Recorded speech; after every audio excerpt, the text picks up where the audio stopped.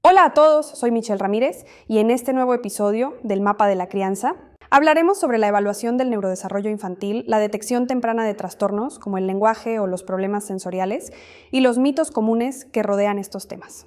Este episodio es traído a ustedes por Despacho Ramírez y Plasencia en colaboración con niñeras.com.mx. Tu confianza es nuestra fortaleza. Prepárate porque ya empezamos. Hola, ¿qué tal? Bienvenidos a esta edición especial del Mapa de la Crianza. Nos encontramos en el taller que forma parte del Congreso Estatal de Pediatras de Querétaro. Y el día de hoy tenemos a una de las speakers de este taller, la doctora María Isabel Barrera. Bienvenida, doctora. Muchas gracias. Pues bueno, yo soy médico pediatra, tengo especialidad en neuroterapia y psicomotricidad infantil. Estoy especializada justo en todos estos problemas de trastornos del neurodesarrollo, problemas de integración sensorial. Y bueno, a eso me dedico actualmente. Doctora, y para quien no sepa de qué se trata todo esto, ¿cómo lo podrías explicar de manera fácil, digerible? Fácil. Pues mire, realmente lo que yo realizo es tratar de ver al niño desde todos los puntos de vista, ¿no? Si nos vamos a las bases del neurodesarrollo, es como una pirámide, entonces es ver desde el punto de vista sensorial, por ejemplo, cómo están tus áreas sensoriales, tanto la parte auditiva, la parte táctil, la parte visual, vestibular, proprioceptiva, y después de eso, ahora sí, meternos un poquito a cómo está en la parte del lenguaje, expresivo, comprensivo, en la parte de motricidad fina, gruesa, cognitivo, social, emocional. Entonces, justo es como hacer estas evaluaciones en niños, pero viéndolo desde todo el punto, es como sacar un escáner del niño, de algo que no podemos como medir o ver. Y entonces eso, además de ejercer la parte pediátrica, digamos, normal o convencional, eso es lo que hago, ayudar a los papás a tratar de identificar si hay algún problema en alguna de las áreas del desarrollo del bebé o todo va bien, porque también eso es viable, ¿no? Okay. Y justo mencionaste una palabra que es bebé. ¿Quiere decir que tu atención, desde qué etapas es recomendable que asistan contigo para hacer este tipo como de estudios? Uh-huh. Fíjate que en realidad como pediatras tenemos que verlos desde la semana de vida. Ajá. En realidad nos corresponde verlos hasta los 16, 18 años. La realidad es que ya muchos ya no nos buscan en esa etapa. Pero las evaluaciones de neurodesarrollo se pueden realizar a partir del mes de vida, de edad corregida. O sea, un bebé prematuro tiene que cumplir un mes, considerando que ya llega a término y después de ese mes. Entonces podemos evaluarlos desde el mes. Y prácticamente en mi área podemos hacerlo hasta los 8 años y medio, pero ya después sí corresponde a un área de neuropsicología y que ya podemos evaluar desde la etapa adolescente hasta los adultos. Ok, entonces idealmente desde el mes de vida que nacen, a partir de ese momento, pueden ya acudir contigo y hacer una evaluación. Sí, en teoría todos los niños que son prematuros o tienen factores de riesgo neurológicos, por ejemplo, que fueron hospitalizados, o que tuvieron alguna dificultad cuando nacieron y fueron hospitalizados, esos pequeños siempre tienen que tener una evaluación. Sí se puede hacer a partir del mes de vida, por mucho que digamos la primera evaluación a los 6 meses. Y si digamos que estamos tratando de un bebé que no, pues mi hijo súper bien en el embarazo, todo bien, yo veo que todo está normal, ahí sí podemos hacerlo a los 6 meses, por ejemplo, pero hay una edad, por ejemplo, a los 18 meses que recomiendo que se realice. Okay. Y después en cada cambio de etapa, por ejemplo, en la etapa preescolar, o sea, a los 3 años que dices, híjole, ya se me fue, no sabía de esto, ahí es importante hacer una evaluación antes de entrar al preescolar. Y la otra evaluación se sugiere que sea antes de entrar, por ejemplo, a primaria, ¿no? O sea, que tú puedes saber más o menos cómo está el niño. Pero la realidad es que desde muy pequeños los podemos evaluar. Ok. ¿Y hay algunos síntomas o signos, no sé si sea el nombre correcto, que los niños presentan que te pueden indicar que hay como, no sé si como por ejemplo en el tema del lenguaje, que hay un atraso, que los papás, típico que tenemos la duda de es que los demás amiguitos ya están hablando y ellos no? ¿Hay algún tipo de señal que nos indique que en ese momento tenemos que hacer una evaluación? Fíjate que sí, generalmente el área motora, o sea, lo que es el desarrollo motor es lo que más fácil los papás identifican, es decir, sostiene la cabeza, se sienta, o sea, cuando no se sienta ya como que el papá dice algo no está bien, ¿no? Entonces en ese momento pues es una forma de indicar que tenés que evaluar, ¿no? El lenguaje es un poquito más difícil porque finalmente hay un poquito también de mitos, ¿no? O sea, como de ya hablará cuando entre a la escuela, etcétera. Sin embargo, ahí por eso justo te digo a los 18 meses, porque a los 18 meses si tenemos un bebé que no dice ni siquiera 10 palabras, que sigue en balbuceo, o sea, ese niño como tal ya está teniendo un desfase en su lenguaje, ¿no? Okay. Entonces ahí es donde sí recomiendo que se tenga esta evaluación. Ahorita muy, algo que está como muy de moda, lo que te explicaba, es justo esto de los sistemas sensoriales, ¿no? Que hay veces que dices, bueno, es que sabes que cuando inicié papillas o cuando empecé a comer, pues identifiqué que no quería tocar las cosas. Ese es un dato de alarma del sistema sensorial táctil, ¿no? Entonces de ahí te está diciendo el niño que algo no está bien. O por ejemplo también en niños que se meten todo a la boca, ¿no? O sea, hay varios datos que sí no están como dentro del contexto del neurodesarrollo, que están enfocados al sistema sensorial, que también te pueden dar un foquito rojo y decir, sí necesito como esta ayuda para decirme si es normal o no. Ok. ¿Y cuáles dirías, ahorita hablabas de mitos, ¿no? Estos principales mitos que hay en torno a este tema? Fíjate que hablando del lenguaje, uno es relacionarlos con la herencia. Por ejemplo, decir, es que su papá o fulanito o su tío también era así, ¿no? O tardaron en hablar y no les pasó nada. Otro, por ejemplo, hablando de la cuestión táctil, es como de, es que es muy limpio, entonces no le gusta ensuciarse y eso lo ven como algo positivo, que no es que esté mal, pero también en esa etapa del desarrollo no lo esperamos, ¿no? Entonces ahí es cuando también puede ser un mito decir, no, pues déjalo, es normal, ¿no? ¿Qué otra cosa? Por ejemplo, en las cuestiones también de los abrazos o del contacto físico, es como de, también es un mito de no está acostumbrado porque solo yo lo cuido, ¿no? Y muchas veces no es eso, sino es que sí no percibe de forma adecuada en su cuerpo y no tolera que lo toquen, ¿no? Entonces, son como algunos de los mitos que te podría decir que pueden estar relacionados con estos sistemas sensoriales o en específico con el lenguaje. Así como hoy somos proactivos en el desarrollo y bienestar de nuestros pequeños, debemos asegurar su camino completo.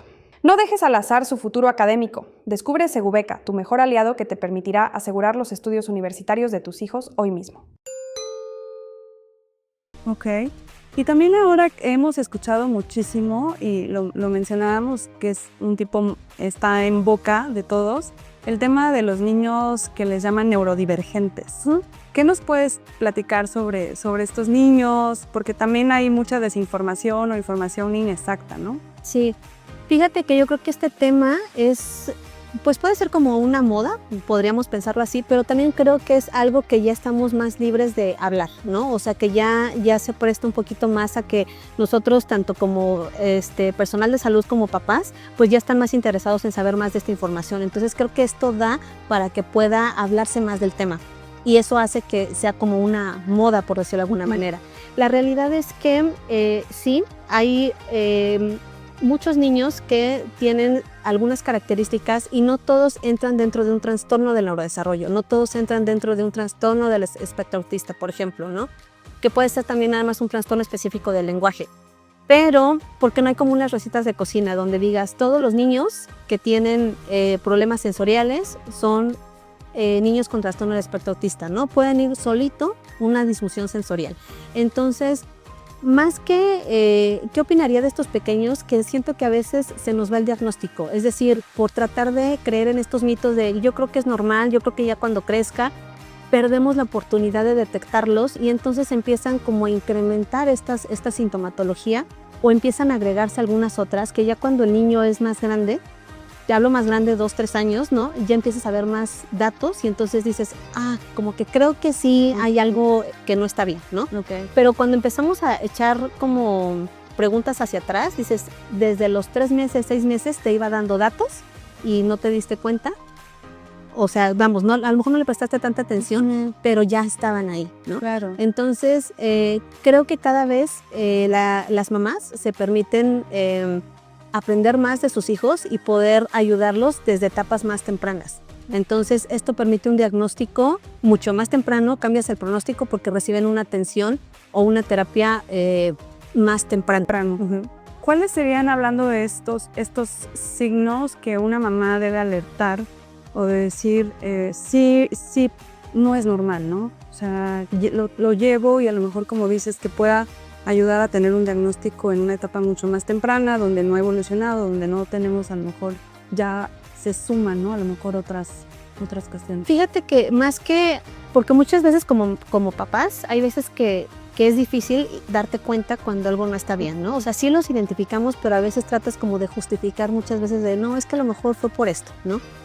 Pero creo que todos los niños en realidad tendrían que tener una evaluación de neurodesarrollo independientemente que no veamos nada, ¿no? Es decir, yo veo que, y sí he tenido papás que dicen, pues mira, yo veo que mi hijo todo está bien, pero quiero saber realmente cómo está, ¿no? Entonces creo que eso te va a dar una tranquilidad de decir, veo que en todas sus áreas de desarrollo están bien, pero si no la hay, es saber cómo puedo ayudarlo o qué puedo hacer para potencializar un poquito esa parte o en qué le puedo ayudar, ¿no? Okay. Si yo identifico o yo digo, ¿sabes qué? Sí, veo que tiene problemas para comer, desde que estoy empezando a darle las papillas, no se me está haciendo fácil, está siendo difícil, eso lo único que va a hacer es como un círculo vicioso. ¿Por qué? Porque vas a recurrir a estrategias que tú vas a decir, bueno, necesito que coma, pues a fuerza, ¿no? La cuchara o hacer papillas de diferentes maneras y llega a ser muy desgastante. Entonces, desde ese momento, si te está avisando el bebé o te estás viendo que se te está haciendo complicado, pues hay que identificar por qué se está haciendo complicado, ¿no?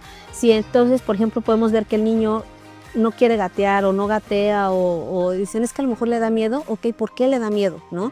O también, por ejemplo, cuando empiezan a caminar, dices como que se para y veo que no quiere, tal vez es miedo, ¿no? Puede ser que sea falta de fuerza, o sea, ¿qué es lo que está pasando en el niño para que realmente no esté avanzando en su desarrollo? Es como buscar el porqué. Sí, claro. Qué interesante. Y, por ejemplo, doctora, ¿cuáles son los casos que típicamente diagnosticas? No sé si hay como una incidencia o una estadística que mayormente presentan los niños o la verdad es muy... Fíjate que recientemente yo lo que he visto son muchos casos con problemas de lenguaje. Okay. Problemas de lenguaje expresivo. Es decir, el niño o tarda en hablar, o son niños que socialmente no se permiten relacionarse a lo mejor con otros niños de su edad y eso les afecta en la cuestión emocional y conductual, ¿no? Entonces casi siempre llegan los papás diciendo que no se pueden comunicar con el niño, ¿no? O no ellos, porque ellos empiezan como a adaptar a su lenguaje, sino más bien cuando entran como a una guardería, a una escuela, entonces te dicen, es que me dicen que no le entienden, ¿no? Creo, de lo que yo he tenido ahorita experiencia, como que es un tema que está siendo muy constante. Aquí el tema es identificar, por ejemplo, si ese problema de lenguaje está relacionado a un trastorno del neurodesarrollo adicional, como un trastorno de espectro autista, o estamos hablando de un trastorno específico del lenguaje, o estamos hablando que si hay un tema de exposición o hay un tema sensorial que está repercutiendo en esto, o sea, qué es lo que está sucediendo, pero creo que el lenguaje es una de las áreas que nos está costando mucho más trabajo actualmente en los niños y sobre todo después de pandemia. Justo, iba a preguntarte eso, ¿qué factores son los que podrían como ocasionar esta situación? ¿Hay un factor externo, hay un factor interno? ¿O hay algo que tú logras detectar que está influyendo? Sí, ya está estudiado que hay muchos factores de riesgo neurológicos. ¿Qué es esto? Son factores que se han estudiado a través de casos y que en retrospección se repiten, ¿no? Entonces tenemos factores de riesgo prenatales, es decir, que durante el embarazo suceden ciertas circunstancias como diabetes, presión alta, que se quedan sin líquido mientras están dentro de las mamás. Y hay factores de riesgo perinatales, es decir, durante el evento del parto o la cesárea, que algo sucede en ese momento, tardo en salir, tardo en respirar, trae el cordón enredado, o después de la cesárea o el parto, oye, ¿sabes qué? Después de eso no pudo respirar bien y se quedó hospitalizado, oye, ¿qué crees? Que se le bajó la glucosa y entonces lo hospitalizaron, oye, ¿qué crees? Que las bilirrubinas estuvieron altas y lo hospitalizamos, ¿no? Entonces, esos factores de riesgo durante el embarazo, el evento y después del evento son los que más están marcados como factores de riesgo. No te dice directamente sobre qué área, pero sí te dice que son niños que tienes que vigilar. Y justo en este tema de qué estamos haciendo como papás, ¿hay cosas que nosotros mismos propiciemos que impacten justamente en el desarrollo? ¿Cuáles serían esas cosas? Fíjate que de lo más frecuente que a mí me ha tocado ver es uno, por ejemplo, relacionado con la alimentación, ¿no? El hecho de dejar o evitar que exploren, ¿no? Es decir, como de ya no quiero que se ensucien, yo quiero alimentarte, o sea, digamos como que un poquito más flexibles en unas cosas, pero en otras no queremos que el niño explore, ¿no? Entonces, desde ese momento, pues el niño no está haciendo el proceso que esperamos para la alimentación, un ejemplo, ¿no? La otra es, por ejemplo, para el gateo, ok, es que no quiero que esté en el piso, es que no, me da miedo que algo se vaya a comer, o es que se va a enfermar muy seguido, y entonces, ¿qué hacemos? Lo dejamos de exponer o dejar que sea como libre, ¿no? Entonces, nosotros favorecemos que no explore el hecho de cómo gatear, ¿no? Entonces, digamos que son como de las cosas que yo te puedo decir que son como más marcadas, pero que esos miedos como papás pueden influir en limitar el desarrollo del niño. Pues doctora, son temas muy, muy interesantes definitivamente. Queremos agradecerte de parte de todo el equipo del Mapa de la Crianza. Seguramente los papás tendrán muchas dudas y hay quien tenga interés en general en hacerles estas evaluaciones a sus hijos. ¿Dónde te pueden encontrar? ¿Dónde pueden...? Sí, mira, yo estoy en Hospital Moscati, ahí tengo mi consultorio y tengo otra sucursal en Jardines de la Hacienda. Y pueden hacer cita en el teléfono 442-343-0221. Y bueno, también está mi página web, que es pediatraisabelbarrera.com, y ahí pueden ver como varias de las cosas que hago. Y bueno, si puedo ayudarles, pues con todo gusto. Muchísimas gracias, doctor. No, gracias a ustedes. Gracias por quedarte hasta el final. Si quieres seguir escuchando de temas similares, te invito a seguirnos para no perderte ninguno de los episodios que estaremos subiendo cada semana. Este episodio fue traído a ustedes por Despacho Ramírez y Plasencia, contigo siempre. Y por niñeras.com.mx, tu confianza es nuestra fortaleza.